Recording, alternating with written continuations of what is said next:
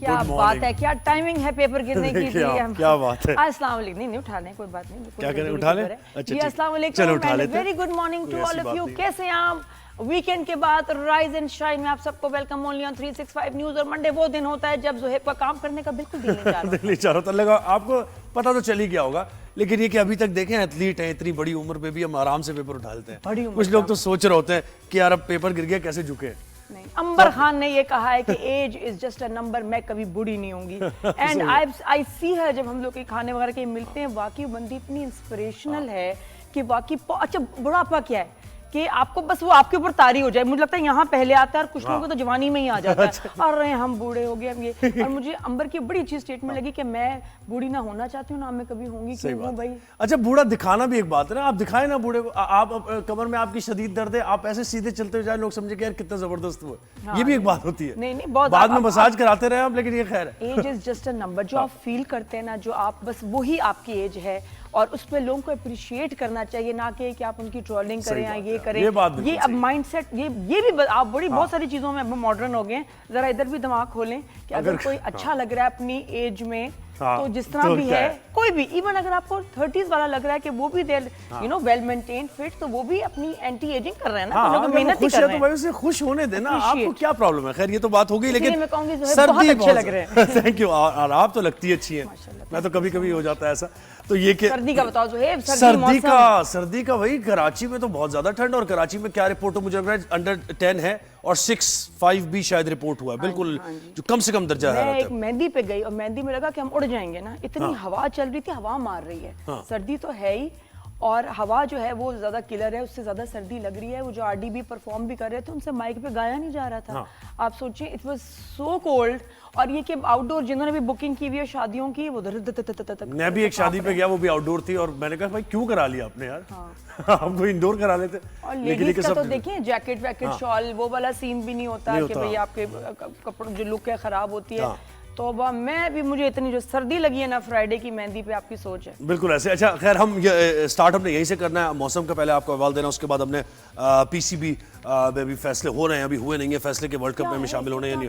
वही बांग्लादेश की वजह से यही बात है। आज मुलाकात वजीर आजम से है, चेयरमैन पीसीबी की, और वजीर आजम बताएंगे। और चेयरमैन पीसीबी ने कहा है कि आईसीसी से ज्यादा इंपॉर्टेंट हमारी हुकूमत है हमारे लिए, यानी वजीर आजम हमें जो कहेंगे हम उस तरह कर लेंगे। देखिए, एक बात डन है और एक बात अभी पेंडिंग में है। डन ये है कि Bangladesh will not be playing, not be participating in the world cup 2026। अब जो पेंडिंग है वो ये कि क्या पाकिस्तान खेल रहा है या नहीं। बिल्कुल ऐसे। तो ये बात हम करेंगे। उसके बाद हमने गुल प्लाजा का से मुतालिक भी आपको अपडेट देनी है, और बहुत जरूरी होता है आजकल। लोग भी जानना चाहते हैं कि गुल प्लाजा में ऑपरेशन मुकम्मल हुआ है, नहीं हुआ, प्यारों की लाशें डेली होती हैं और लेटेस्ट जो है फैक्ट्स, रिपोर्ट्स, ऑब्जर्वेशन जो भी हमारे साथ शेयर करती हैं। बिल्कुल ऐसे। और फिर हम जब नेक्स्ट आवर में आएंगे तो ब्लैक मोल्ड की बात करें। वो क्या वो ब्लैक मोल्ड की, मैं को लोग वीडियोस वगैरह चीजें देख रहे थे, हमने इसका इससे बात करें कि हमारे यहाँ सेम को लेके, मोल्ड को लेके बहुत ही कैजुअल, फफूंदी भी उसको बोलते हैं, वैसे फफूंदी भी होती है वहाँ वो, लेकिन ये सेम खास तौर पे सेम आगे दीवारों पे, घरों में, छतों पे, कितनी खतरनाक है। जब हमने एक वीडियो देखी कि एक शख्स बिल्कुल टर्मिनली इल, इतना फेटल उसका केस हो गया कि उसकी जान जो है वो पता नहीं बचती है नहीं। और उसकी जब मैंने रिपोर्ट देखी, मैं कहा इस पे हम जरूर बात करें। मुझे भी अंदाजा नहीं था कि सेम या मोल्ड जो दीवारों और छतों पे लग जाती है वो इतनी खतरनाक है कि वो आपको शदीद बीमार भी कर सकती है, जानलेवा भी साबित हो सकती है। तो आज हम अपने शो पे इस पे बात करेंगे। बिल्कुल उस पे बात करेंगे। और फिर हमारे साथ तो खासतौर पे जो बाहर के मुल्कों में भी बहुत ज्यादा है, बिल्कुल ऐसे। तो कितना ये सेहत के लिए भी खतरनाक है, इसकी बात करेंगे। और फिर हमारे साथ फेमस एक्ट्रेस, सोशल एक्टिविस्ट, बहुत वोकल। अभी अगर आपने देखा हो, एक थी पाकीज़ा, तो एक और पाकीज़ा, एक और पाकीज़ा, एक थी पाकीज़ा, शो में भी वहाँ ये बोलती हूँ, एक है पाकीज़ा, एक थी पाकीज़ा, एक और Pakeezah. The real name is एक और पाकीज़ा। बड़ा केस नंबर 9 के बाद ये एक नया अगेन फिर एक बहुत ही रियल इशू जिसपे बहुत ज़बरदस्त एक ड्रामा बना। इसमें हिना ब्याद की भी एंट्री हुई लास्ट एपिसोड में, एपिसोड नंबर 3 या 4 में, और उसमें उन्होंने पंजाबन का कैरेक्टर किया है, बड़ा ही कमाल, बहुत ज़बरदस्त। और जिस तरह एम्बैरेस कर रही हैं उस लड़के को जो बेटी का रिश्ता लेके आया, और जब उसने अजीब से सवाल पूछ रही हैं, बड़ी एम्बैरेसिंग फॉर अ मैन जो रिश्ता लेने आया। और उसके बाद उसको जब उसने एक्चुअली प्रपोज किया ना, तो गोल कर गई, बात ही नहीं की। हाँ वो देखो वो लड़की नहीं आई, उसका वो ये हो गया, वो हो गया, गोल कर गई। बहुत ही बुरा प्रपोजल जो है ना गौहर का गया। आमना के लिए, जो उनकी माँ से मिलना बड़ा अजीब सा। तो अगर ऐसी आपको सास मिल जाए तो कैसे मामला आगे चलेगा। And her playing a Punjabi character बड़ा अच्छा था। और ये ड्रामा आई थिंक कोई इवेंट, और मुझे याद भी आ रहा है कि एक रिपोर्ट भी हुआ था इस तरह का इवेंट के लड़का वो बड़ा ये रियल लाइफ स्टोरी और रियल लाइफ इवेंट से मतलब इंस्पायर्ड है। केस नंबर 9 भी ऐसा था, बिल्कुल और ये भी ऐसा है। तो इस ड्रामे पे भी ओवरऑल बात करेंगे विद हिना ब्याह। बिल्कुल ऐसे ही। तो अब हम सबसे पहले अपने पहले टॉपिक की तरफ बढ़ते हैं और सर्दी की सूरत हाल आपको बताते हैं। मुल्क के मुख्तलिफ हिस्सों में खासतौर पर मरी, एबटाबाद, यहाँ तो शदीद बर्फबारी हो रही है। बिल्कुल जी। तो let's start with the chills. और चिल्स तो वीकेंड पे लोगों ने ऐसी महसूस की है, जो लोग विजिट कर रहे थे कराची में, दुबई से आए हुए या दूसरे शहरों से, दे वर शॉक्ड कि कराची में ऐसी ठंड भी पड़ती है। हम भी भूल गए थे कि कराची में इतनी ठंड। हमें ज्वाइन किया अमरीन ने इस्लामाबाद से, और सज्जाद हमें ज्वाइन करेंगे मरी से। तो पहले मरी और इस्लामाबाद का अहवाल लेते हैं, उसके बाद लाहौर भी और कराची भी कोशिश करेंगे आपको अपडेट करें। अमरीन और सज्जाद, आप दोनों को वेलकम करते हैं शो पर। Good morning. जरा विंडोज ओपन करें दोनों की। कैसे हैं आप लोग? अमरीन पहले बताएं, इस्लामाबाद में क्या सूरत हाल है? आंखों देखा हाल बताइए। ठिठुरती सर्दियां चाय चल रही है क्या? अमरीन की आवाज। और मुझे उम्मीद है कि वहाँ पर भी ज़्यादा सर्दी होगी, लेकिन इस वक्त अगर इस्लामाबाद की बात करें तो यहाँ पर कुछ ज़्यादा सर्दी महसूस की जा रही है। इसकी वजह ये है कि चूँकि आपको पता है कि कुछ रोज़ कबल मरी में शदीद बर्फ़ का तूफ़ान हमने देखा है, और ये 20 साला रिकॉर्ड जो है वो ये टूटा है। इसकी वजह से आपको पता है कि इस्लामाबाद से मरी का जो डिस्टेंस है वो कुछ ख़ास ज़्यादा नहीं है, 1 घंटे की ड्राइव पर है मरी। तो उस वजह से इस्लामाबाद में जो सर्दी की शिद्दत है उसको ज़्यादा महसूस किया जा रहा है, जबकि इस वक्त ठंडी ठंडी हवाओं का सिलसिला भी जारी है, जिसकी वजह से अगर देखें तो हवा में जो नमी का तनासुब है वो 92% है। इस वक्त भी आप देखें तो यहाँ पर मतला अबर आलूद है, और आज महकमा मौसमियात की जानिब से बताया गया है कि मरी में तो बर्फबारी का इम्कान है ही, लेकिन उसके साथ साथ इस्लामाबाद की अगर बात करें तो यहाँ पर भी बताया गया है कि बूंदाबांदी हो सकती है, और जिसके बायस जो दर्जा हरारत है उसमें मजीद कमी का इम्कान जो है वो जाहिर किया गया है। ताहम इस हवाले से महकमा मौसमियात की जानिब से ये भी कहा गया है कि ये जो सर्दी है ये ख़तरनाक होगी, जबकि शहरियों को हदायत दी गई हैं कि वो इससे सेफ रखने की भरपूर कोशिश करें, और ख़ास तौर पर सुबह और शाम के औकात में जो चूँकि ये धुंध के पीक आवर्स होते हैं और यहाँ उस टाइम जो है वो धुंध ज़्यादा से ज़्यादा महसूस की जाती है। तो इस हवाले से उनको हदायत दी गई है कि जी ड्राइव बड़े ध्यान से करें, क्योंकि इसी टाइम में हादसात का खदशा होता है। तो इस हवाले से महकमा मौसमियात ने अपनी खुसूसी एडवाइजरी जारी की, जिसमें उन्होंने कहा कि जी आप लोग सेफ साइड ट्रैवल करें, और मरी की साइड जो लोग सयाह घूमने फिरने निकल जाते हैं उनको शदीद तंबीह की गई है कि आप लोग घूमने फिरने का रुख वहाँ फिलहाल ना करें, क्योंकि अभी भी जो बर्फ है वो रास्ते से हटाई जा रही है। क्योंकि आपको पता है कि जब भी बर्फबारी होती है, इस्लामाबाद का क्या रिपोर्ट हुआ है? कम से कम पता है, लेकिन सेफ साइड रहना बहुत ज़्यादा ज़रूरी होता है। तो इस वजह से महकमा मौसमियात ने खुसूसी हिदायत ख़ास तौर पर इन दिनों दी हुई है, क्योंकि जनवरी के जो आखिरी दिन थे पहले ही एडवाइजरी जारी की जा चुकी थी कि जी आखिरी अयाम में हैं जो जनवरी के, उसमें बर्फबारी होगी मरी में, और उसके साथ साथ इस्लामाबाद का जो मौसम है वो खासा सर्द महसूस किया जा सकेगा। और इस वक्त भी मैं जिस जगह पर मौजूद हूँ ये इस्लामाबाद की वो शाहराह है जहाँ पर मैं ठंडी ठंडी हवाएं महसूस कर रही हूँ, और इस वक्त भी अगर मैं बात करूँ तो मुझसे बमुश्किल ही शायद अल्फाज अदा हो रही हूँ, क्योंकि यहाँ पर आज जो दर्जा हरारत है वो इंतहाई कम है। जी चले, आप कॉफी वगैरह पिए और यखनी यखनी भी हम मरी का ही रुक करते हैं। मरी का बार-बार जिक्र किया। तो सर्दी कितनी अब्बा से भी पता चल रहा है, कह रहे बेटा ये तो ना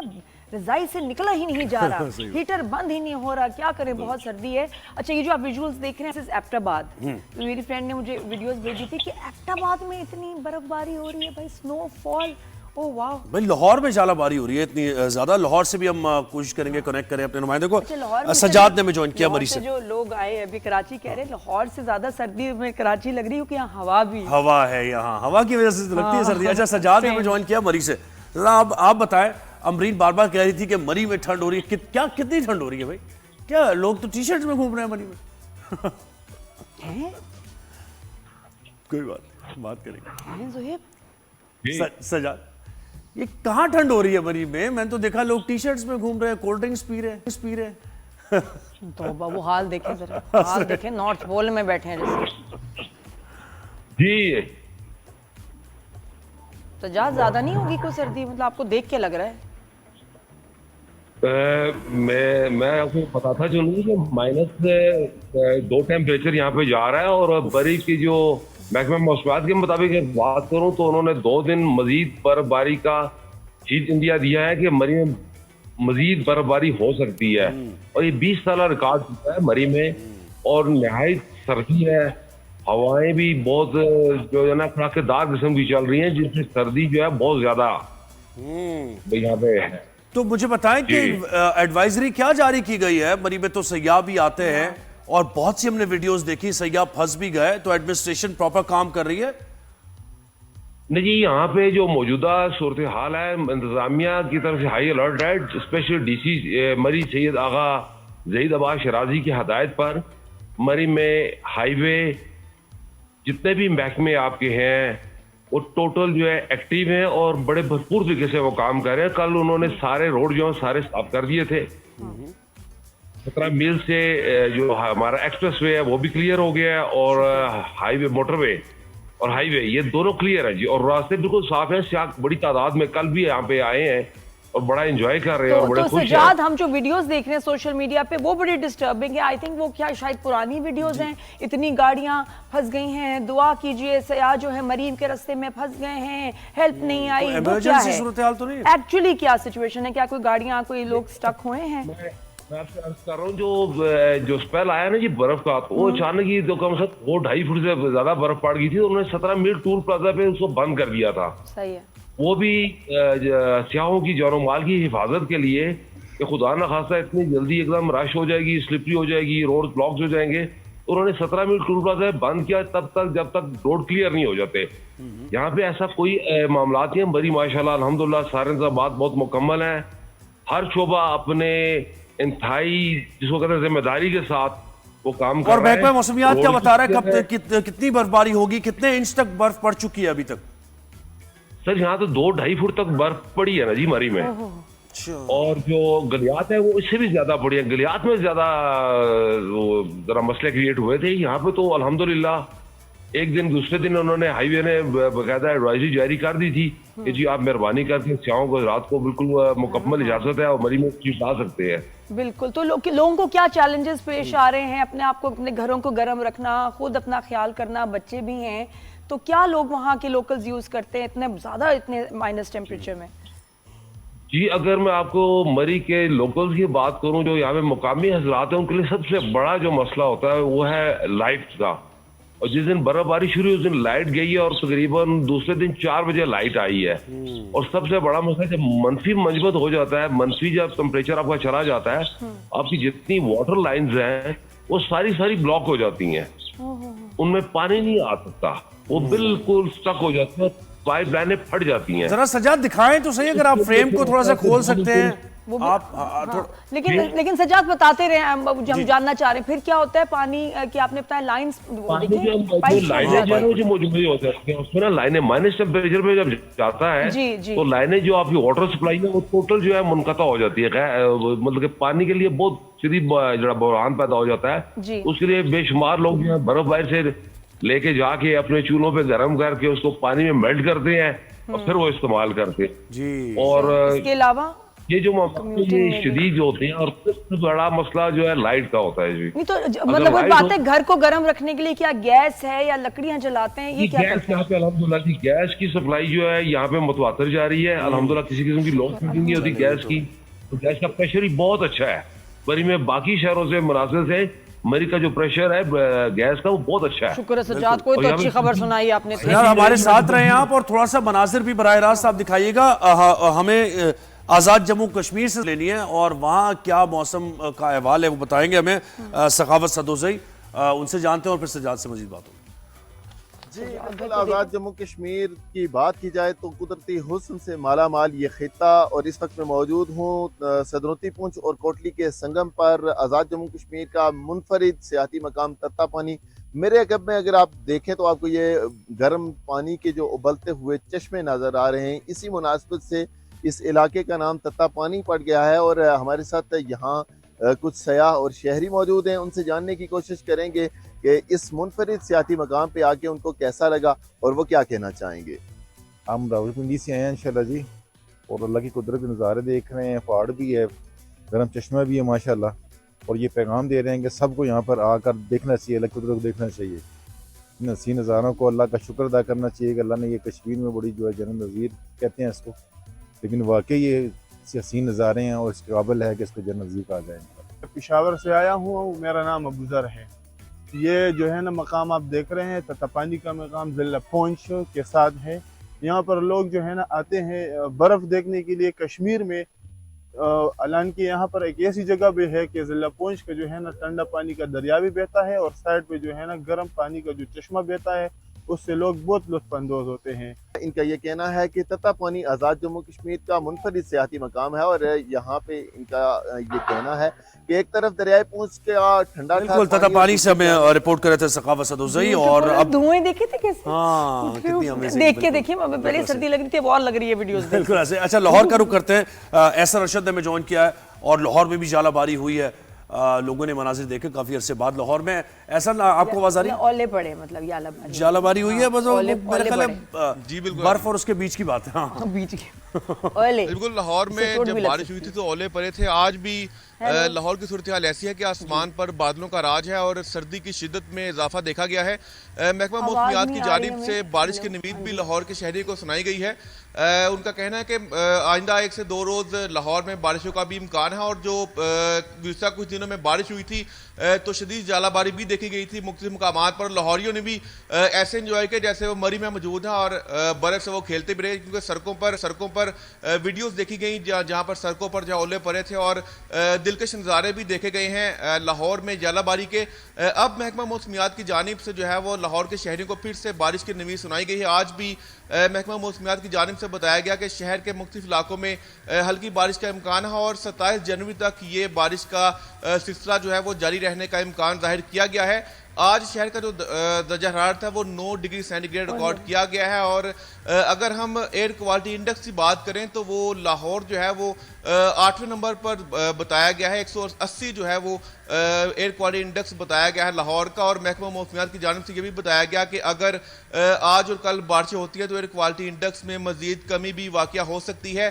लाहौर में आज जो है वो आसमान पर बादलों के डेरे हैं और जो सर्दी है उसकी शिद्दत में इजाफा भी देखा गया है और जो लाहौर के शहरी हैं वो गुज़श्ता 2 रोज़ में जो है लाहौर मुख्तलिफ मुकामात पर जो है वो बल्कि सूरज जो है वो चमकता रहा और जो लाहौर के शहरी हैं उन्होंने सर्दी में कमी भी महसूस की, लेकिन अब जो है वो सर्दी की शिद्दत में आज इजाफा देखा गया। सुबह से सूरज का निशान नहीं देखा गया। जी एहसन, आप जरा फॉग के बारे में बताएं, जो लोग क्योंकि ट्रैवल कर रहे होंगे, एक तो वो क्या कहते हैं मोटरवे का सफर, फिर ये कि एयरलाइन जो फ्लाइट्स हैं क्या वो भी कैंसिल हो रही हैं, डिले हो रही हैं या विजिबिलिटी ठीक है?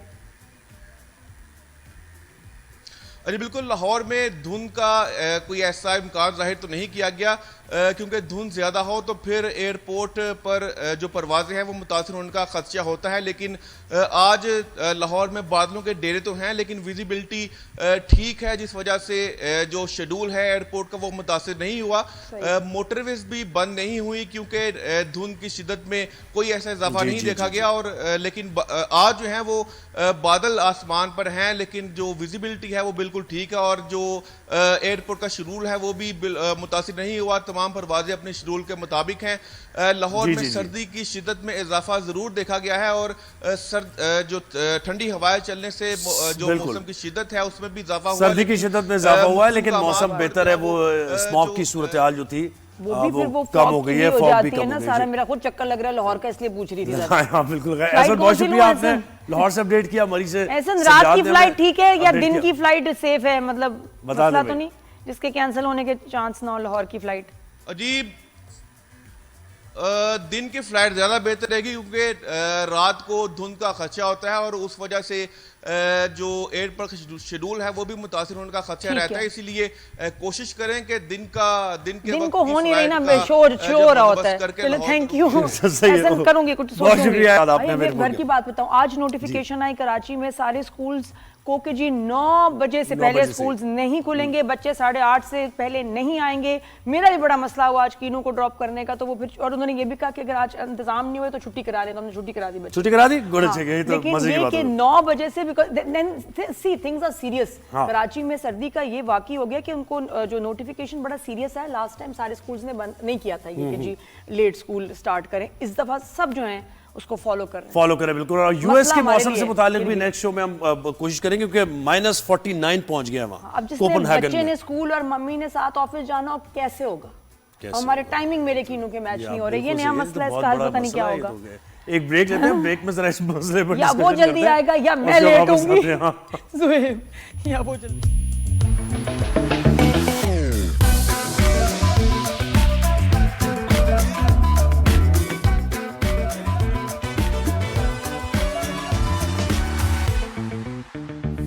Welcome back to rise and shine. आप को खुशामदीद कहते हैं। अब हम बात करेंगे welcome back after the break. ये Oh. या वो मंडे को जरा ज्यादा एनर्जी चाहिए होती है, सुहेब थोड़ा सा डाउन होती क्या है। बात है।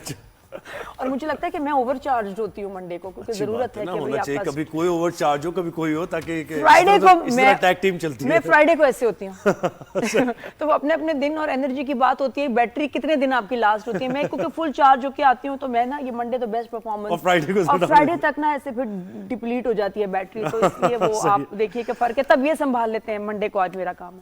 अच्छा, अब हम क्रिकेट की बात करेंगे। और क्रिकेट में जनाब फैसला नहीं हुआ है, Pakistan cricket team world cup में जाएगी या नहीं जाएगी। बांग्लादेश का तो कंफर्म हो गया है, आज मुलाकात होनी है वजीर आजम से, लेकिन टीम का ऐलान कर दिया गया, और टीम के ऐलान पर भी हमने बात करनी है। ब्रीफ बैकग्राउंड भी बताएं। जी जी जी, टीम का ऐलान ये हो गया कि जनाब शाहीन शाह अफरीदी भी इसमें है, बाबर आजम भी इसमें है, फ़खर जमान भी है, मोहम्मद नवाज भी है, अबरार भी है, नसीम भी है, और कप्तान सलमान अली आगा ही किस है। टीम में? हमारी जो टीम का स्क्वाड का ऐलान हो गया है। अच्छा। मैंने आपको बताया ना कि जाएगी या नहीं जाएगी, ऐसा नहीं कि नहीं जाना हमने।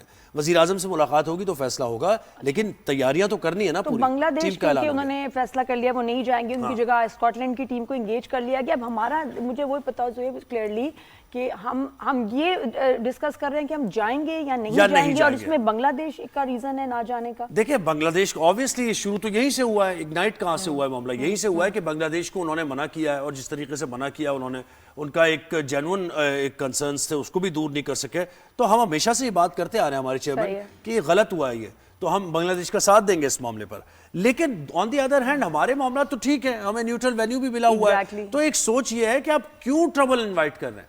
हाँ। क्या जरूरत है ट्रबल इनवाइट करने की? आप जाएं, वर्ल्ड कप खेलें जाकर, न्यूट्रल वेन्यू पर है, और अब टीम परफॉर्म करे। लेकिन अभी भी ये फैसला वजीर आजम करेंगे, उनसे मुलाकात होगी। और उसमें फिर मोहसिन आपके हफीज साहब की। कॉन्ट्रैक्ट्स चीजें वो जी, भी आ जाती है। इतना बिल्कुल आसान भी नहीं कि आप इस तरह तो बिल्कुल हमें- उससे, मतलब ये ख्वाहिश है हमारी, which is a good thing कि जी। हम अपने दोस्त के साथ हैं, दोस्त मुल्क के साथ हैं, लेकिन एक बांग्लादेश हद के तक साथ एक जरा हैं, बट देन कितना साथ अगेन दे सकते बहुत हैं? लीगैलिटीज हैं और मामलात है दूसरे, उसको भी देखना सबक होगा। टेस्ट क्रिकेटर तौसीफ अहमद भाई ने ज्वाइन किया। तौसीफ भाई, अस्सलाम वालेकुम, गुड मॉर्निंग। गुड मॉर्निंग, अस्सलाम वालेकुम।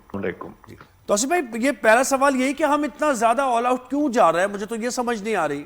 हमारे मामला ठीक है, बांग्लादेश ने कोई हमारा उस तरीके से पहले कभी साथ भी नहीं दिया। अब हम ये कह रहे हैं कि अगर नहीं जा रहा तो हम ये सोचने पर मजबूर है कि हम भी ना जाए। क्यों? नहीं, ऐसा नहीं है, इसके बिहाइंड काफी चीजें हैं। देखिए, मुझे भी ये लगता है। आप जो जिस वक्त आप दुबई में खेल रहे थे, और ये इंडिया ने जो आपने देखा ट्रॉफी लेने से मना किया और अजीब अजीब टाइप की हरकतें कर रहे थे, उस वक्त आपका बांग्लादेश जो था वो आपके साथ खड़ा हुआ था। और जाहिर है हमारे ताल्लुकात तो है ना, ठीक है, वो अपनी जगह चीज़ें हैं, कुछ चीज़ों में हुआ ज़रूर ऐसा, लेकिन उन्होंने हमारा साथ दिया। स्टेज पे नकवी साहब के साथ खड़े रहे, और जो कि इंडिया की बहुत ही बेकार की चीज़ें थीं और वो अब तक चली आ रही हैं। तो हमें बिल्कुल बोलना चाहिए। देखिए, एक आदमी जो है उसको मारे जा रहे हैं, लोग मारे जा रहे हैं, हमें तो वो मारते रहे ना। हमारे मुल्क में हमें क्रिकेट नहीं खेलने दी उन्होंने, और हम बाहर जा जाके खेलते रहे। लेकिन एक टाइम ऐसा आया जब हमने उनको बजाय बॉल और बैट के उनको हाथों से मारा, उनको जहाज़ों से मारा, उनको और कई चीज़ों से मारा, तो वो उनकी अकल में आ गई कि भाई पाकिस्तान तो जो है ना वो तो मुसीबत डाल रहा है हमारी। तो अब वो बदला एक्चुअल पाकिस्तान से ले रहे हैं। और जो उसूल की बात है वो ये है, सुनने की बात है कि देखिए, मुझे अगर कोई कहता है कि देखिए आप यहाँ नहीं आइएगा, मैं आपको गोली मार दूंगा या खुदा न खास्ता आपको खत्म कर दूंगा, सब कर दूंगा, कि दुनिया का कोई भी मुल्क हो, तो मतलब क्या कोई जाएगा? कोई भी नहीं जाएगा। ये जो नहीं बोले, मुझे अफसोस ये है कि दूसरी कंट्रीज नहीं बोली, ये बहुत गलत बात है। आप एक आदमी को पैसे के बलबूते पे जो है इतना आसमान पे चढ़ा दिया। आप पैसे के भूखे हो आप लोग और जी, क्या हो आप लोग? बिल्कुल मेरा सही। ख्याल अब और चीजें तौसीफ खुलती भाई, जा आई रही थिंक कि जब दो कंट्रीज, दो टीम्स बड़ी बाइकआउट करती हैं वर्ल्ड कप को, तो शोर भी मचेगा। आईसीसी को भी फिर फर्क पड़ेगा कि नहीं, एक नहीं दो हैं जो मुल्क जो ये कर रहे हैं, और उनके ऊपर प्रेशर आएगा इस बात का भी। नहीं, फर्क तो उनको नहीं पड़ रहा। देखें आप, इसलिए कि उन्होंने आनंद फानंद जो है ना, वो टीम एक अनाउंस कर दी कि वो आएगी, वो खेलेगी इनकी जगह, और इस तरह की बातें उन्होंने करके जो है ना सारा कुछ जो है वो ठंडा कर दिया। लेकिन हमने एक स्टैंड लिया है। अब देखिए उनकी गवर्नमेंट ने भी मना किया है ना, कि उनके प्लेयर कहते हैं गवर्नमेंट ने मना किया कि हम आपसे नहीं खेलेंगे, तो हम किसी और जगह चले गए। इसी तरह जो है अभी हमारी गवर्नमेंट फैसला करेगी आज कि आपके साथ खेलना है। हमारी कोई मजबूरी नहीं है। आपकी मजबूरी इस वक्त ये है कि आपका ब्रॉडकास्टर, आपका स्पॉन्सर आपके लिए छड़ी लेके खड़ा हुआ है। तौसीफ भाई एक बात कि मुझे भाई- बताएं, नहीं कोई इशू होता है ना, देखें किसी इशू पर आप फिर अपना मौक़िफ़ बनाते हैं, नैरेटिव बनाते हैं। यहाँ इशू है बांग्लादेश का। उनका तो हमारा तो इस बांग्लादेश के मामले से पहले तो हमारा कोई मौक़िफ़ ऐसा नहीं आया कि भारत में या श्रीलंका में जाके भी हमें बायसनेस फेस करना पड़ेगी, हम सोचेंगे, हम देखेंगे। हम कंफर्म थे कि हमें न्यूट्रल वेन्यू पे मिलेगा, हम जाएंगे, ठीक है ना। अब बांग्लादेश का मामला नहीं, तौसीफ भाई सुने मेरी बात। अब बांग्लादेश का मामला हुआ, बांग्लादेश एक अलग टीम है, अलग मुल्क है। इससे पहले हमने कोई ये नहीं देखा, आप मुझसे ज्यादा ही बताएंगे बात, कि क्या हम हमेशा अटैच रहे बांग्लादेश के साथ? कोई ऐसी बात हो गई कि जो बांग्लादेश करेगा हम करेंगे, जो हम करेंगे वो बांग्लादेश, ऐसा तो नहीं है ना तौसीफ? नहीं, देखें ये नहीं है। देखें हमने हमेशा, आप हमें बताएं, हमने इंडिया के साथ, मैं इंडिया पे ही जा रहा हूं, अभी बांग्लादेश को छोड़ दे, मैं इंडिया पे जा रहा हूं, कि हमने क्या उनको कभी नहीं कहा कि यार नहीं भाई हम खेलेंगे? हमारा बोर्ड आपके साथ आता रहा, कई वो जगह पे आपको कहा, आपके दिमागी ठीक नहीं होके दे रहे थे। अब ये हुआ है कि देखें हमने उस जस्टिफिकेशन दी है कि हमारे साथ जो लोग खड़े थे, हम जो है उनका साथ देंगे, जितना भी दे सकते हैं हम देंगे उनका साथ। मैं ये नहीं कहता कि आप उनकी वजह से आप ना खेलें, ये नहीं, ये हमारा गवर्नमेंट फैसला करेगी, और सारी जो है प्लानिंग हो गई होगी कि क्या कर। अगर उनके इस वक्त मुसीबत यह है कि इतने क्लोज जाके हमने जो स्टैंड लिया है ना, उनके लिए मुसीबत खड़ी हो गई है। इसलिए कि पाकिस्तान और इंडिया का जो सिलसिला है वो, ये कोई भी टीमें इस 2020 वर्ल्ड कप में इसमें कोई इसको पूरा नहीं कर सकती। करेंगे तो पाकिस्तान करेगा। इंडिया और पाकिस्तान जब तक नहीं खेलेंगे, ये फीका है, कोई नहीं इसको पसंद करेगा। नहीं तो हम इसे एक्सप्लॉइट, खैर तौसीफ भाई आगे चल के इस पर मजीद आपसे बात होगी, ये समझ में अभी खैर आ नहीं रहा। टीम जो अनाउंस की है हमने, उसमें बाबर आजम मौजूद है, और बाबर आजम की जस्टिफिकेशन ये दी कि वहाँ कंडीशंस ऐसी हैं, लेकिन वहाँ कंडीशंस ऐसी हैं फिर भी हमने खिलाया, यानी थोड़ी सी डिफिकल्ट कंडीशंस है बैटर्स के लिए श्रीलंका में, तो हाँ बाबर का होना जरूरी है। लेकिन बाबर को हमने प्रैक्टिस मैच नहीं दिए वहां पर, वो बिग बैश खेलते रहे। और बाबर आजम को पता है खुद, ये बाबर आजम को तो पता है। ये मुझे बताएं, ये समझ नहीं आया मुझे तौसीफ भाई। देखिए कई चीजें गलती हो रही हैं, अपनी जगह है, लेकिन उसको अगर थोड़ा सा मादी में चले जाएं कि भाई आपने कोशिश ही नहीं की। अभी सदाकत था, एक आध और प्लेयर हमारा बैट्समैन था, वो भी था।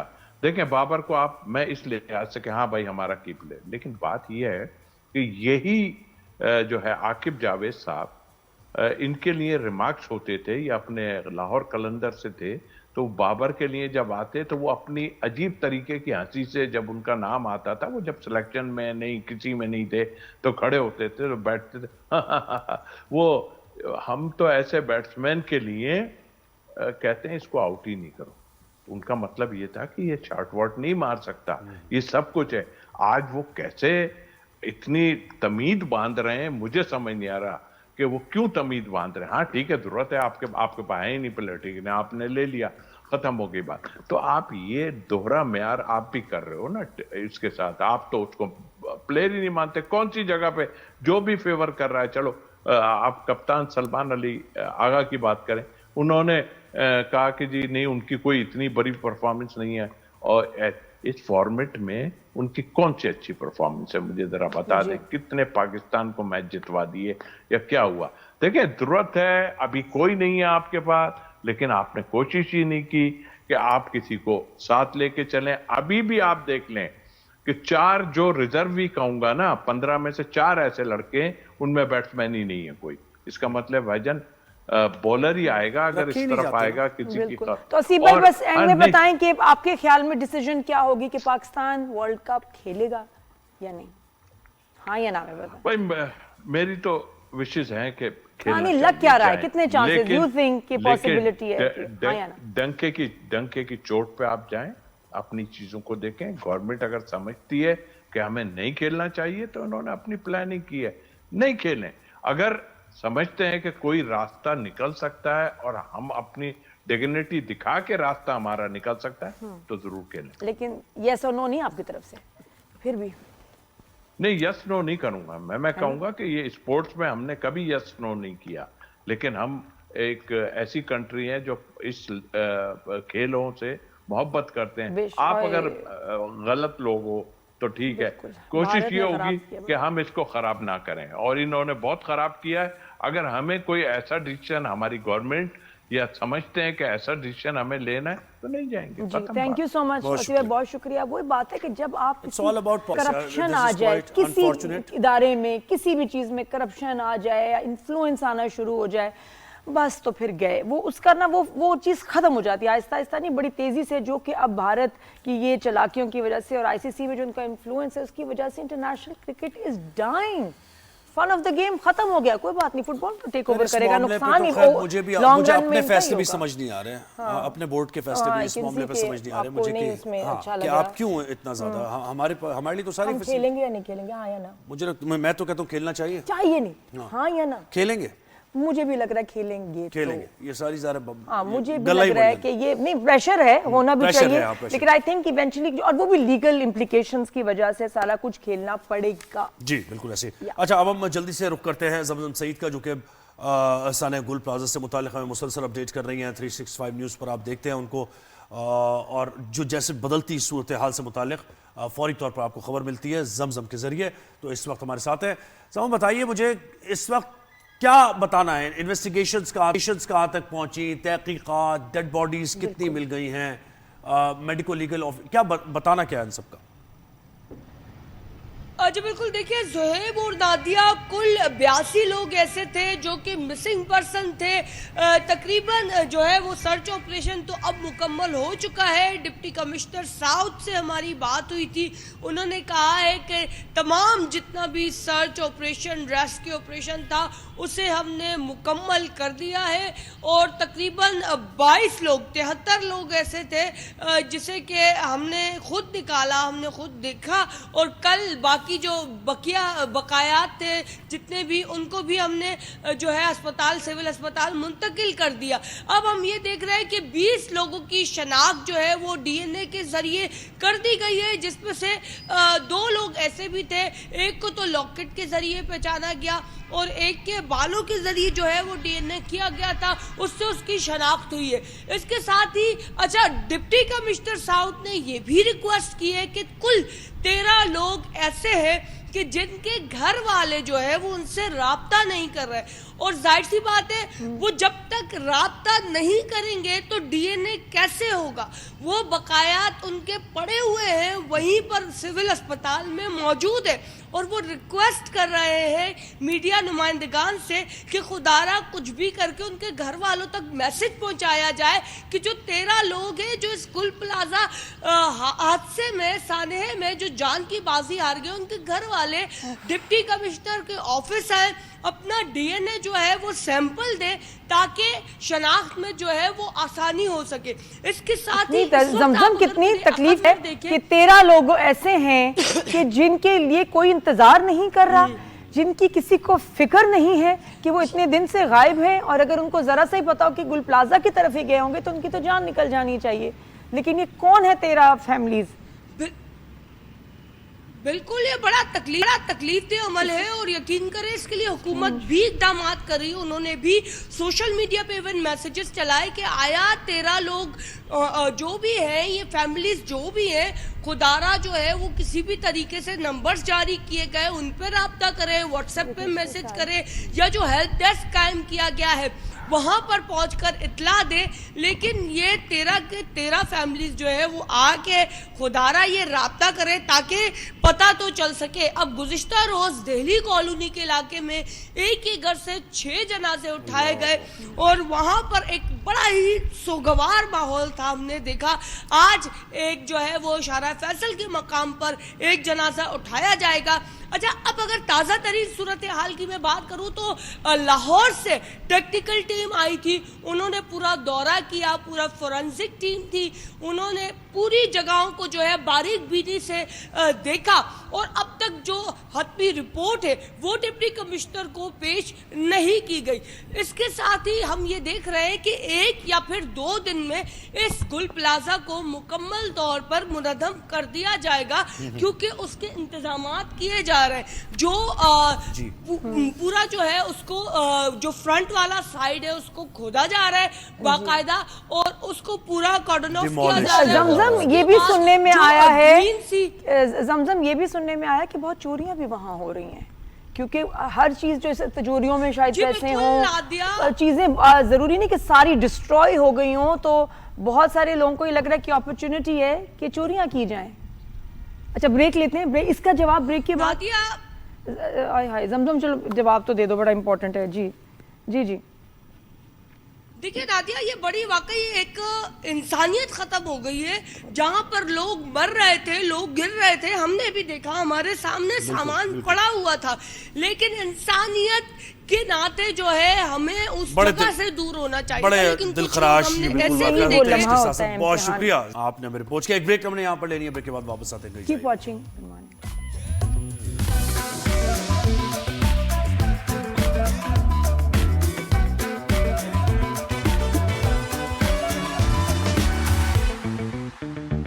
Welcome back after the break. Good morning everyone. अच्छा, राइज एंड शाइन में थोड़ा सा हम इंटरेस्टिंग कुछ हट के बात करते हैं। कुछ ऐसी चीज़ें होती हैं जिस पे हमारा ध्यान नहीं जाता कि वो कितनी सीरियस हैं, हार्मफुल हैं, नज़र आ रहा होता है लेकिन हम सोचते नहीं, और ये बाकी ये नज़र ही आ रही होती है चीज़।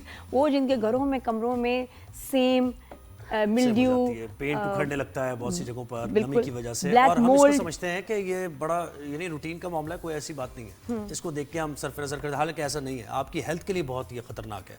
और वो जो वीडियोस हम देख रहे थे उसकी वजह से लंग्स के प्रॉब्लम हुए और बड़ा हेल्दी एक शख्स था और 1 साल के अंदर अंदर ही वाज टर्मिनली इल।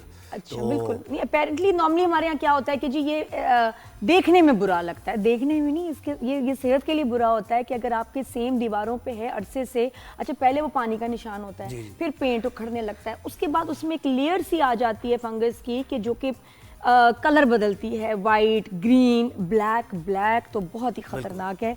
और उसमें ऐसे उसके मैं कहती हूँ फ्यूम्स चीज़ें होती हैं जो आपके लंग्स को अफेक्ट करती है। समझें ये बात, सीरियस एलर्जीज और इतने इसके इफेक्ट्स हैं कि मतलब आप सीरियस बीमार हो जाते हैं, प्रॉब्लम हो जाती है, बीमार हो जाते हैं आप। और देखिए होता है खास तौर पे जहाँ ह्यूमिड वेदर होता है ना, और जहाँ यानी धूप नहीं आती घरों में, वहाँ बहुत ज्यादा हम ये देखते हैं। और मुख्तलिफ जैसे कहा ये ब्लैक भी होती है और वाइट भी होती है, सेम भी इससे और जुड़ी पता है लोग आप नोट करें ऐसे घरों में रह रहे हैं, जुकाम ही नहीं ठीक होला, भाई एलर्जी है। अब एलर्जी के लिए एंटी एलर्जी खा रहे हैं, कैसे असर करें? नहीं, सनलाइट ही नहीं पता ही नहीं आपके घर में। आप कपड़े अक्सर घरों में ही होता है, यहाँ पर तो अपार्टमेंट सिस्टम है, घरों में कपड़े धुलते हैं वो सही तरह ड्राई नहीं होते, खुश्क नहीं होते जी, तो उसकी वजह से भी लोगों को पता ही नहीं कि एक हम जब बता रहे होते हैं ना, डॉक्टर पूछते हैं क्या रीजन हो सकता है जी खाने से, ये हमें कभी हम जहन में नहीं आता, लोग पूछते भी नहीं डॉक्टर्स हमसे कि क्या आपके घरों में ये सेम है, ब्लैक मोल्ड तो नहीं लगी हुई, इससे बच्चे और बुजुर्ग सीरियस बीमार हो जाते हैं। तो हमें ज्वाइन किया डॉक्टर मारिया खान ने, हेल्थ एक्सपर्ट है। डॉक्टर साहब बहुत शुक्रिया, आपने वक्त दिया हमें।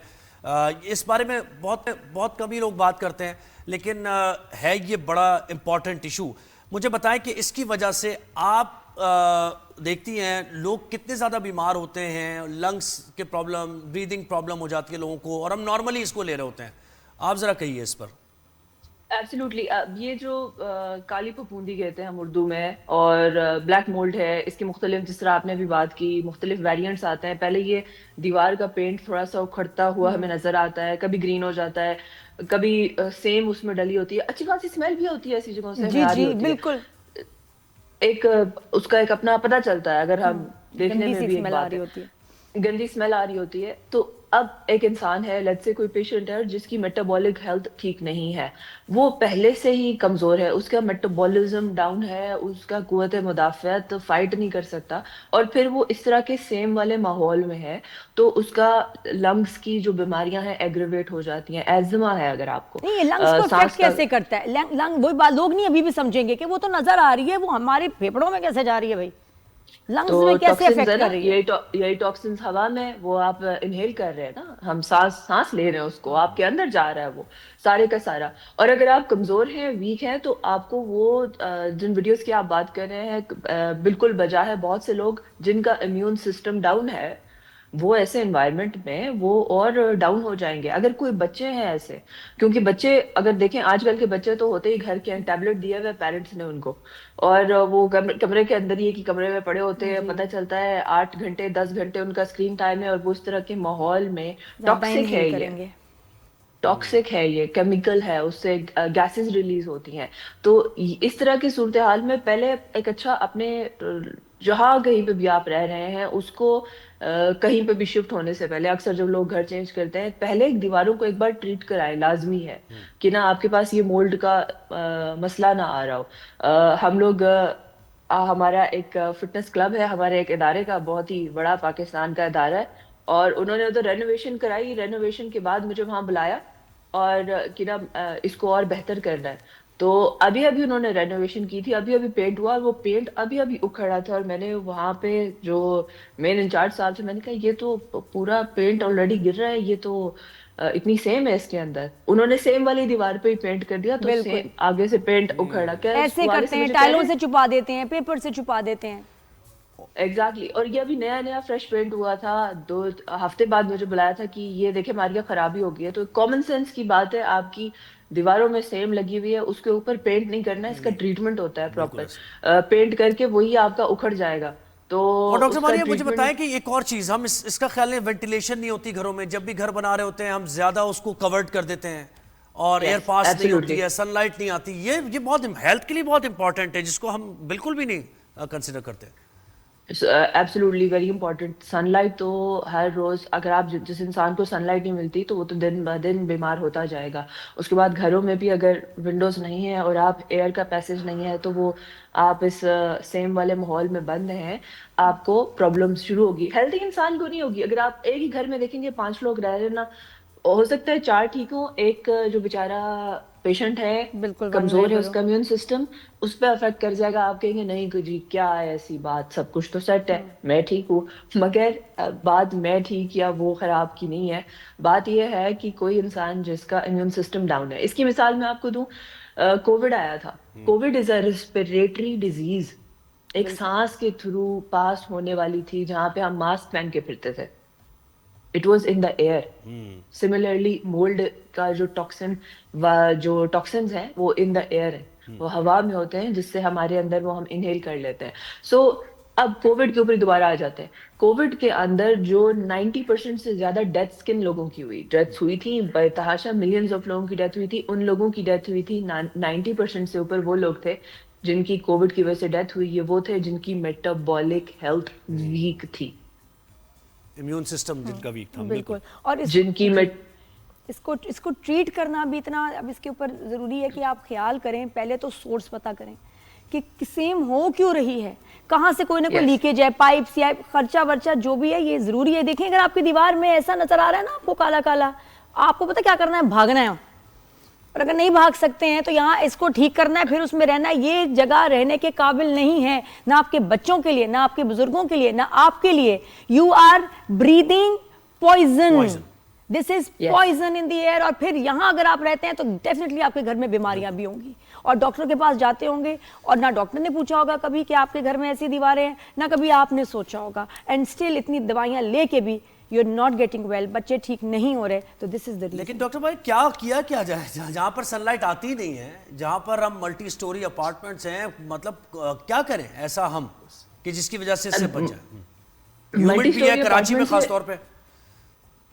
बिल्कुल कराची में खास तौर पर। बट अगर आप देखें ना, मैं बताऊं आपको, मैंने अभी पिछले हमारा जो ये नहीं होता झोपड़ बस्ती होती है ना, वहाँ पे मैंने वहाँ पे भी बच्चों के साथ ना उनका साथ एक काम किया था, उनके साथ सेशंस किए थे। अब ना वो जो झोपड़ बस्ती के जो घर होते हैं ना कोई उन्होंने भी बनाई होती है, तो ये बात विंडोज है। सरकारी जो घर है उनमें भी विंडोज है, आलीशान जो घर है उनमें तो है ही है। और ये जो झोपड़ बस्ती वाले बच्चे लोग हैं ना, उनके अंदर भी ना वो एक टूटी हुई जगह होती है, मगर उसमें कुछ ना कुछ बना होता है, तो उसका इस्तेमाल बहुत जरूरी है। अगर मैंने उसे बंद कर दिया है, सील कर दिया, पक्का टेप लगा के, मैंने देखा है बहुत से लोग वो सील कर देते हैं, ऐसे करते हैं। तो हाँ, विंडो को कि ना जी धूप आ रही है अंदर, क्योंकि उनको पता ही नहीं डॉक्टर साहबा कि ये खतरनाक है। वो सिर्फ समझ रहे हैं कि ये स्मेल आती है और ये बुरा लगता है, उनको लग रहा है बस दिखने में बुरा है, दिखने में बुरा है। तो जब इस तरह कर रहे हैं ना आप, एक और बात ये है मोल्ड के ऊपर, क्योंकि इतनी रिसर्च नहीं है, किसी ऊपर कोई बात भी नहीं करता। आई एम सो ग्लैड आप लोगों ने, हमने आज इस टॉपिक आप लोग इसको लेकर आए हैं सामने, क्योंकि इस पे बात कोई नहीं करता। आप डॉक्टर के पास जाएंगे, डॉक्टर आपको कहेगा पता नहीं कितने टेस्ट लिख देगा। अभी आपने खर्चे की बात की, अगर आप इस दीवारों को ट्रीट करने के खर्चे से बचना चाह रहे हैं ना, तो आप अस्पताल जाएंगे, वो आपको कोई कहेगा गट का मसला डबल लग जाएगा, आपको गट का मसला है, ये टेस्ट कराएं, गैस्ट्रो इंटेस्टिनल ट्रैक्ट का टेस्ट कराएं, फिर जी अच्छा जी इसके बाद आपको हो सकता है IBS है, पता नहीं क्या क्या आपको कहेंगे, आपको गोलियां भी देंगे, स्टीरॉइड्स तक बहुत से पेशेंट्स को डॉक्टर स्टीरॉइड शुरू करा देते हैं। और उन्होंने कभी ठीक नहीं होना, क्योंकि खर्चा ही नहीं खत्म। खास तौर पे जगह होती है जैसे विंडोज के पास किचन आपका जो है, कैबिनेट जहाँ बनी हुई है, और वहीं पर खाना, लॉन्ड्री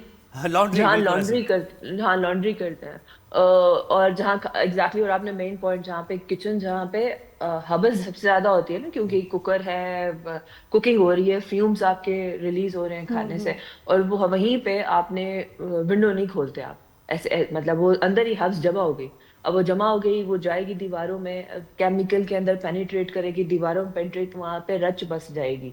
वो रच बस गई है, वहाँ पे आके मोल्ड बनेगा, ग्रीन, पहले तो एल्गी आएगा, फंगस आएगा, ये टॉक्सिन है, फंगस आया, वहाँ पे वो जिंदगी गुजारने लगेगा आहिस्ता आहिस्ता, येलो होके, ग्रीन होके, ब्लैक होके आपके पास। और कौन सी बीमारियां साहब बताइए, टू बी स्पेसिफिक, कौन सी बीमारियां इससे हो सकती हैं अगर ये घर में है तो? स्पेसिफिकली आपको मुख्तलिफ लोगों पे मुख्तलिफ चीज़ें आती हैं। सबसे ज़्यादा रेस्पिरेटरी सांस के मामलात में ख़राबी आती है, नंबर 1। उसके बाद बहुत ज़्यादा अगेन जो लोगों की मेटाबॉलिक हेल्थ डाउन है, जो कमज़ोर वीक लोग हैं, उसमें आप देखेंगे हेडेक्स का बहुत बड़ा मसला आएगा, सर में दर्द हो रहे हैं, नींद नहीं आ रही है, रेस्टलेसनेस है, रात को नींद नहीं आती है, आंखें लाल हैं, ये देखा होगा आपने अपने रोजमर्रा जिंदगी में नजर आ रहा होगा। बहुत से लोग आएंगे, पता नहीं अजीब सी उनको एलर्जी हुई, और ऐसे लोग जब सुबह उठते हैं तो बड़ी तकलीफ में उठते हैं, आंखें लाल होंगी, जुकाम, जो कहते हैं सुबह उठते ही मुझे जुकाम इतना ज्यादा होता है, क्योंकि रात आप इतना उसको आपने ब्रीथ किया है उस जहर को, तो सुबह सबसे बुरी हालत होगी आपकी। Yes exactly. और वो सुबह आंखों की एलर्जीज, स्नीजिंग हो रही है, अक्सर लोग कहते हैं पता नहीं क्यों मुझे छींकें होती हैं। प्लीज चेक करें आपके घर में मोल्ड है, मोल्ड उसका मतलब सुबह से ताल्लुक नहीं, घर से ताल्लुक है। थैंक यू डॉक्टर साहब, बहुत बहुत शुक्रिया, thank you for the information. ये देखिए, आप कभी चाहेंगे बच्चे और आप जहाँ रह रहे हैं वहाँ कोई जहर हो उसकी हवा में कहीं आसपास, या ये कि खुदा न खास्ता छत गिरने वाली होती है, हम फौरन एक्शन लेते हैं, भागो यहाँ से, खाली करो, ठीक कराओ। तो फर्क सिर्फ ये कि छत गिरने से तो फौरन मरेंगे, लेकिन ये जो चीज मार रही है ना, ये बड़ी अजियत से मार रही है आपको, आहिस्ता आहिस्ता आहिस्ता। बिल्कुल ऐसे है। तो अब हमें ब्रेक लेना है, ब्रेक के बाद वापस आएंगे तो हिना बयात साहब हमारे साथ होंगी, जो कि न सिर्फ एक एक्ट्रेस हैं बल्कि एक होस्ट भी है, और बड़ी जबरदस्त शोज, बड़ी सोशल एक्टिविस्ट पर शोज किए हैं, उनको देखा। एक ब्रेक लेते हैं, ब्रेक के बाद वापस आते हैं, उनसे मुलाकात कराते हैं। Keep watching, good morning.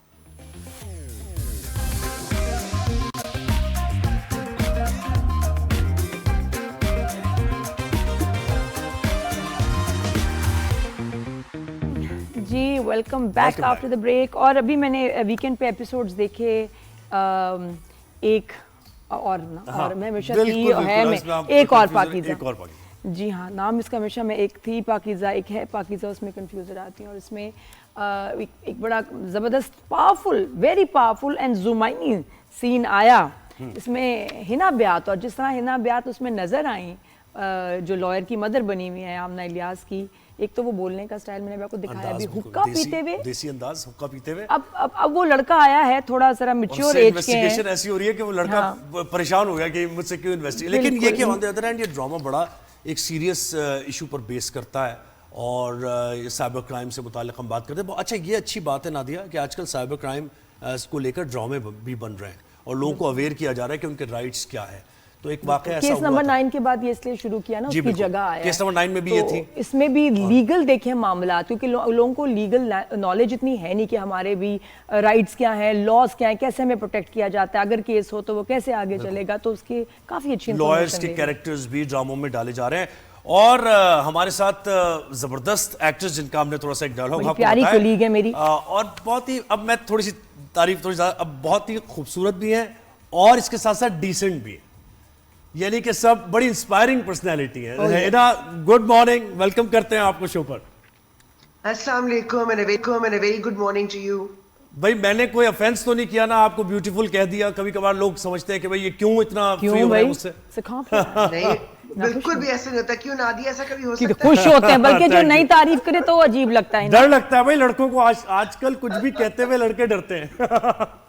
पता है, एज अ वुमन आपको आपकी हिस बड़ी तेज होती है। आपको पता होता है कि कहाँ पे ऑफेंड होना है और कहाँ नहीं होना। सही बात हिना, कितने कमाल कैरेक्टर्स आजकल आप कर रहे हैं। अभी मैं देख रही हूँ कि जहाँ आप एक नेगेटिव सास का भी कैरेक्टर है, फिर मोहल्ले में जिस तरह का आपका एक बड़े मजे का फन वाला कैरेक्टर, एंड नाउ दिस, एक इतने सीरियस ड्रामे में एक बिल्कुल ही अनोखा अनएक्सपेक्टेड मदर का रोल जो हुक्का भी पी रही है और अजीब अजीब सवाल कर रही है लड़के से होने वाले दामाद से। क्योंकि नादिया देखिए, हमारे माशरे में ना हर तरह के लोग हैं और उनमें कई बहुत इंटरेस्टिंग कैरेक्टर्स इसलिए हैं क्योंकि शायद वो कन्वेंशनली आपको लगता है कि भाई थोड़े ऑफ है। जैसे कि मम्मी का कैरेक्टर है, वो एक्चुअली अगर सोचो किसी की माँ भी नहीं है।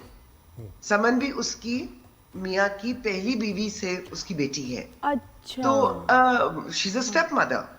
तभी तो वो उसको वो कहती है कि मम्मी ने मतलब डैडी ने इनके साथ ज्यादती की, इनके साथ शादी करके रखी, लेकिन कभी डिक्लेयर नहीं किया। और अजीब बात है कि मम्मी ने भी कभी अपना हक नहीं मांगा।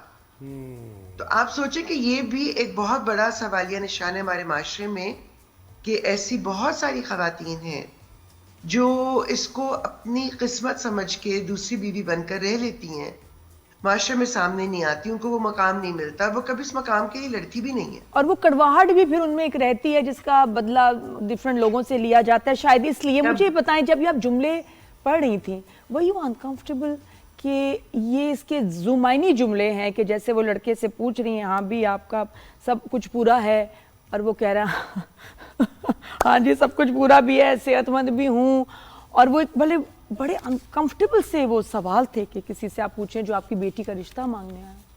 नादिया, बहैसियत एक अदाकार आप अपना आप तो छोड़ देते हैं ना, आप अपनी जात की नफी कर देते हैं।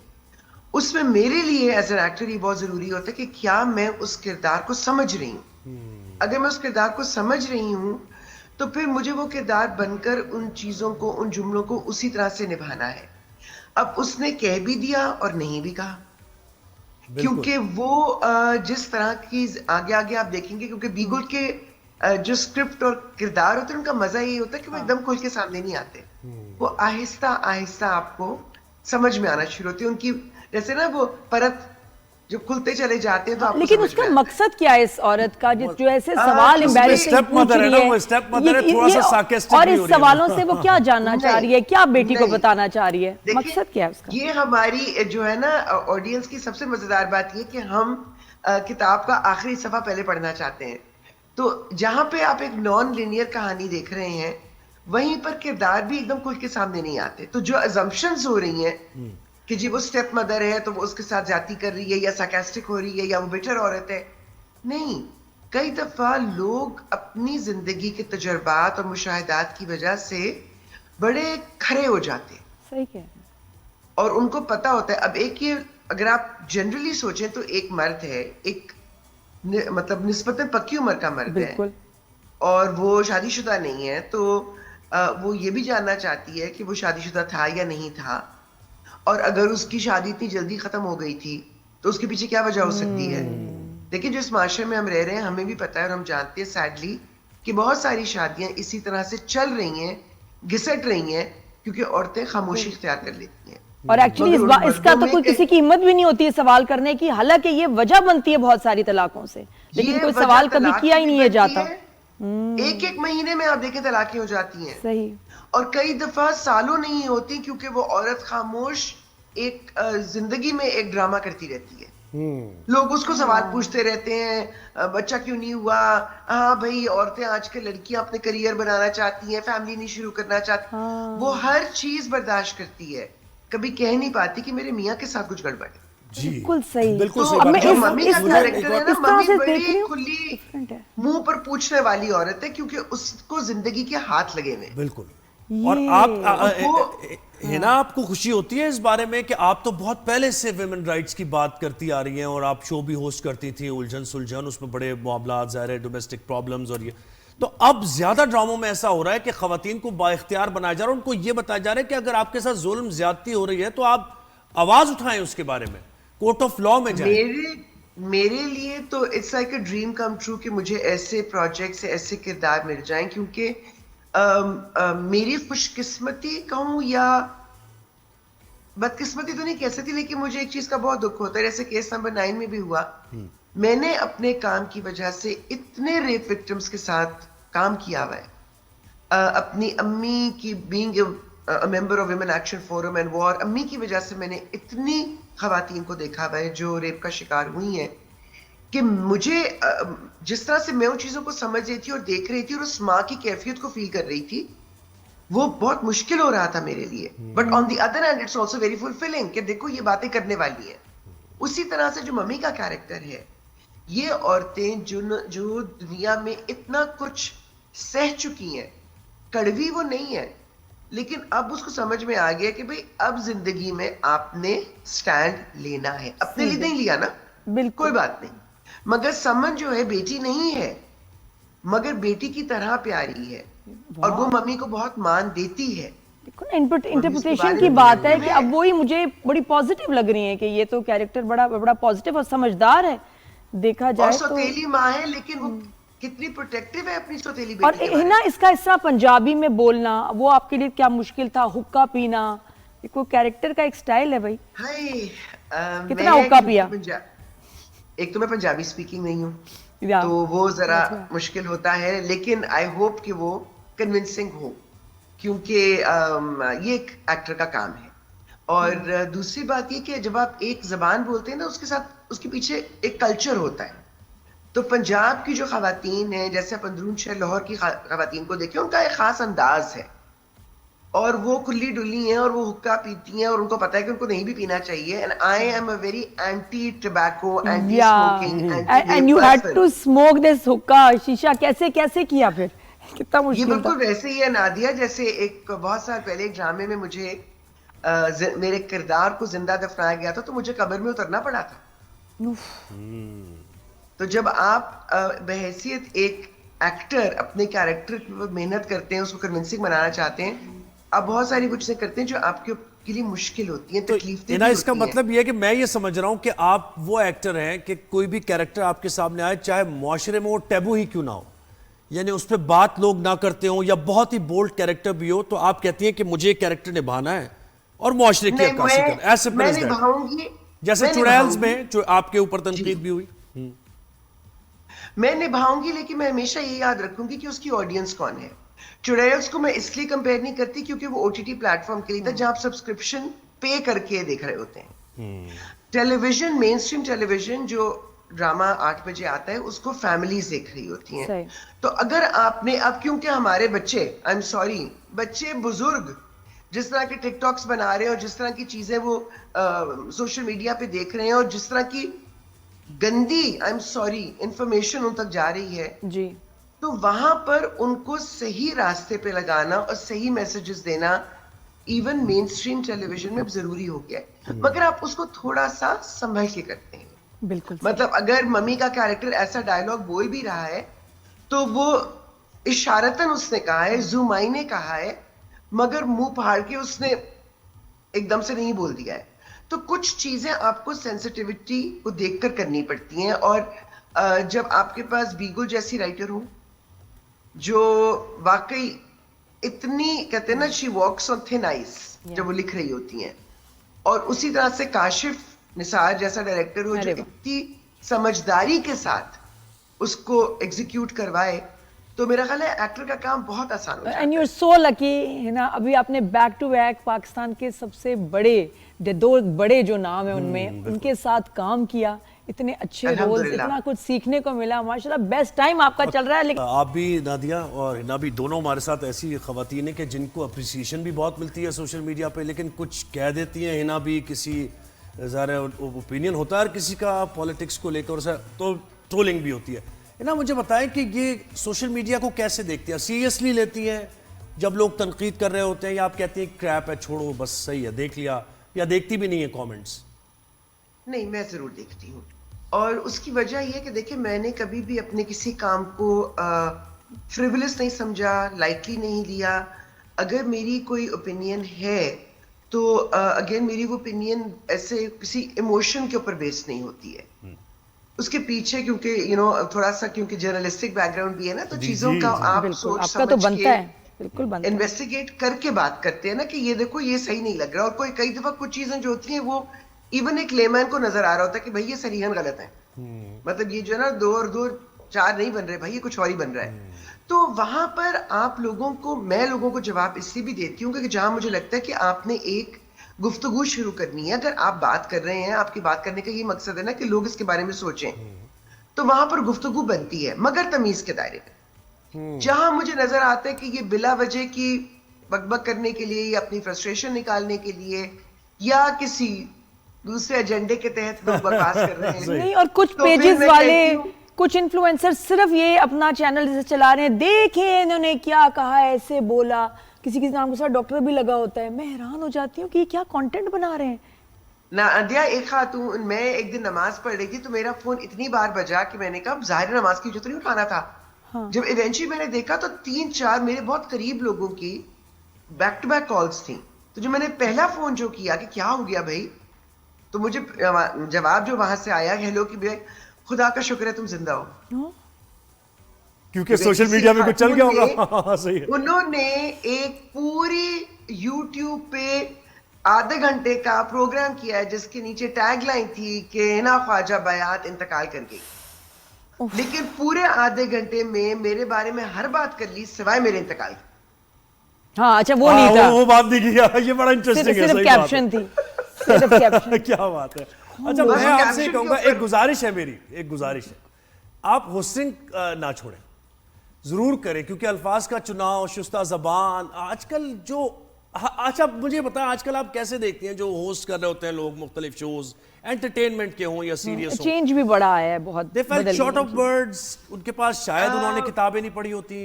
जी, वोकैबुलरी की तो वाह, मतलब जो कहते हैं ना बहुत ज्यादा कमी है, और फिर गलत अल्फाज का इस्तेमाल।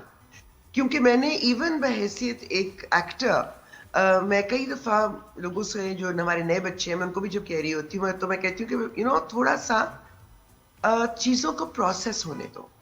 वो जो बचपन में सुना था ना कि पहले तोलो फिर बोलो, क्योंकि जब आप बात कर रहे होते हो, जैसे आप सोच रहे होते हैं ना, थोड़ा सा वक्फा दें, थोड़ा सा उसको मशीन को प्रोसेस होने का टाइम दें, तो बात सही निकलती है। वरना कई बार जल्दी में कही हुई बात जो है उसका तासुर गलत हो जाता है, उसका जो है ना फिर लॉन्ग टर्म इफेक्ट बहुत बुरा हो जाता है, आपके लिए भी और जो आप कहना चाह रहे हैं उसके लिए भी।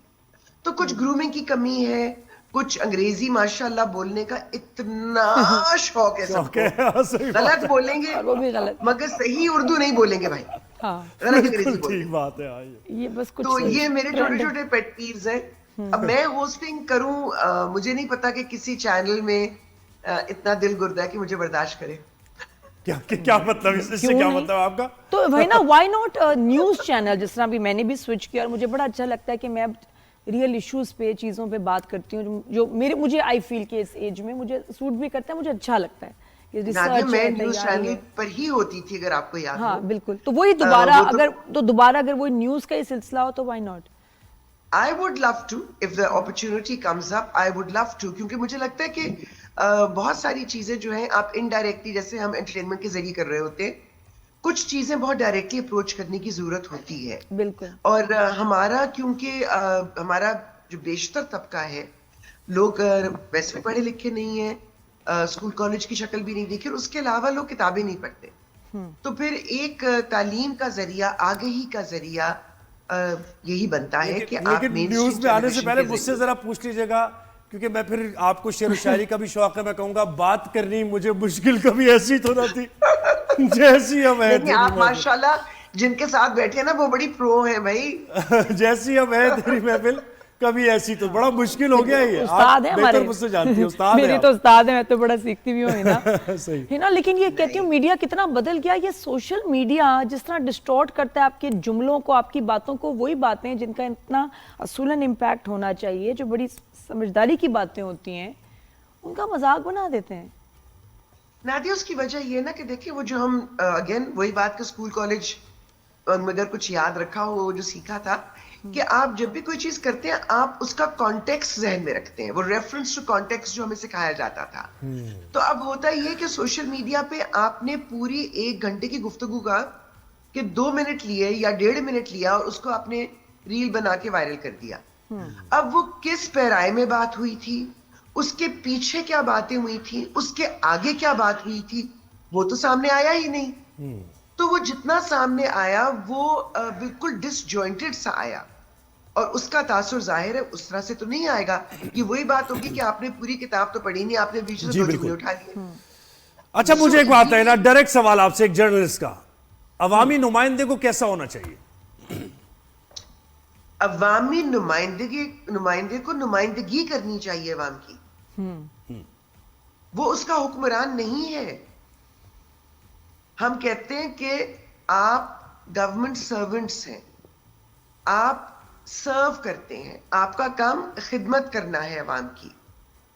तो आप अगर एक बहैसियत एक पाकिस्तानी, अगर मैं मुल्क से बाहर जाती हूं, मेरे पास कोई ओहदा नहीं है गवर्नमेंट का, लेकिन मैं क्योंकि मुझे लगता है कि मेरी शक्ल लोग जानते हैं या मेरी बात को लोग सुनते हैं, या अगर वो नहीं भी सुनते, अगर मैं एक आम शहरी भी हूं जिसकी सोशल मीडिया पे या मीडिया पे कोई प्रेजेंस नहीं है, मगर जब मैं पाकिस्तान से निकलती हूं तो मैं अपने माशरे की, अपने मुल्क की एम्बेसडर बन जाती हूँ, मैं उसकी सफीर हूं, क्योंकि लोग जज करेंगे अच्छा पाकिस्तानी ऐसे होते हैं।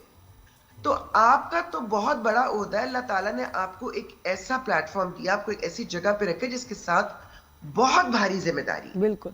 लेकिन आप बहैसियत अवामी नुमाइंदगी नहीं करते, आप हमारे इमोशंस की, हमारे जज्बात की, हमारी जरूरतों की, हमारी बेसिक नेसेसिटीज की नुमाइंदगी नहीं कर पाते हैं। मुझे नहीं समझ में आता कि अल्लाह ताला ने भी जजा और सजा का कॉन्सेप्ट बड़ा क्लियर रखा है।